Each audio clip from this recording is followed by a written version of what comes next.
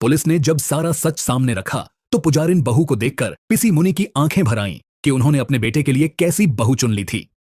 ऐसे में अब कहानी एक ऐसे मोड़ पर पहुंचती दिख रही है जहां लगता है कि पिसी मुन्नी ने अपनी पुजारिन बहू को जैसा समझा था, हकीकत शायद उससे कहीं ज्यादा गहरी है।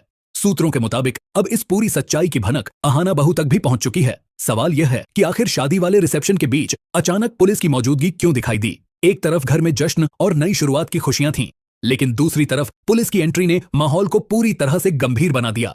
माना जा रहा है कि पुलिस ने सिर्फ औपचारिक पूछताछ नहीं की, बल्कि पुजारिन बहू के बीते हुए हालात और उसके स्टेटस को लेकर भी सवाल उठाए। हालांकि संकेत यह भी मिल रहे हैं कि पुजारिन बहू ने अपनी समझदारी और बातचीत से पुलिस को संतुष्ट कर दिया और मामला वहीं शांत हो गया। लेकिन यहीं से अहाना बहू के मन में एक गहरा शक जन्म ले लेता है। अहाना को लगने लगता है कि जो बात बाहर से जितनी सीधी दिख रही है, अंदर से उतनी ही उलझी हुई है। खास तौर पर तब जब अहाना ने पुजारिन बहू को कुछ अलग अंदाज में बातचीत करते हुए सुना, जिससे उसका शक और पक्का हो गया। अब अहाना यह जानना चाहती है कि आखिर पुलिस इस बंगले तक दोबारा क्यों पहुंची और वह भी उसी बहू के आसपास क्यों घूमती नजर आई।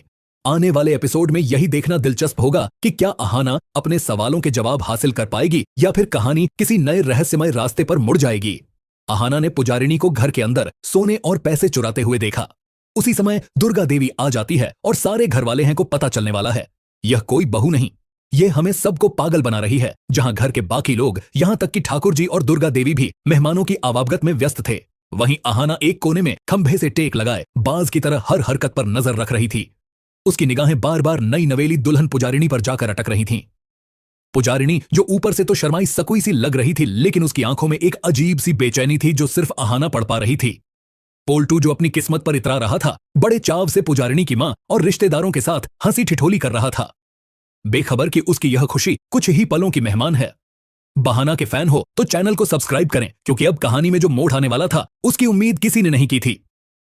अचानक जश्न के शोर को चीरते हुए एक पुलिस जीप के टायरों की चीख सुनाई दी। संगीत रुक गया, मेहमानों की बातें थम गईं और सबकी नजरें मुख्य द्वार पर जा टिकी। जीप से एक सख्त मिजाज पुलिस इंस्पेक्टर नीचे उतरा और सीधे स्टेज की ओर बढ़ा। पोल्टू का दिल जोर से धड़का, लेकिन उसने खुद को संभालते हुए एक झूठी मुस्कान के साथ पूछा, इंस्पेक्टर साहब, सब खैरियत तो है? आज मेरी शादी का फंक्शन है, कोई गलतफहमी हुई है क्या? लेकिन इंस्पेक्टर ने पोल्टू को अनदेखा करते हुए सीधे घूंघट में लिपटी पुजारिनी की ओर देखा। दुर्गा देवी का चेहरा गुस्से से तमतमा उठा। उनकी रौबदार आवाज गूंजी, यह हमारा पारिवारिक समारोह है इंस्पेक्टर, यहां तमाशा करने की जरूरत नहीं है। इंस्पेक्टर ने बहुत ही शांत लेकिन कड़े शब्दों में कहा, माफ कीजिएगा दुर्गा देवी जी, लेकिन कानून का काम वक्त नहीं देखता। हमें मिसेस पुजारिनी से बस एक छोटा सा सवाल पूछना है। पूरा हॉल सैन्य रह गया। इंस्पेक्टर ने पुजारिनी की आंखों में देखते हुए पूछा, मैडम, क्या आपको कंप्यूटर चलाना आता है?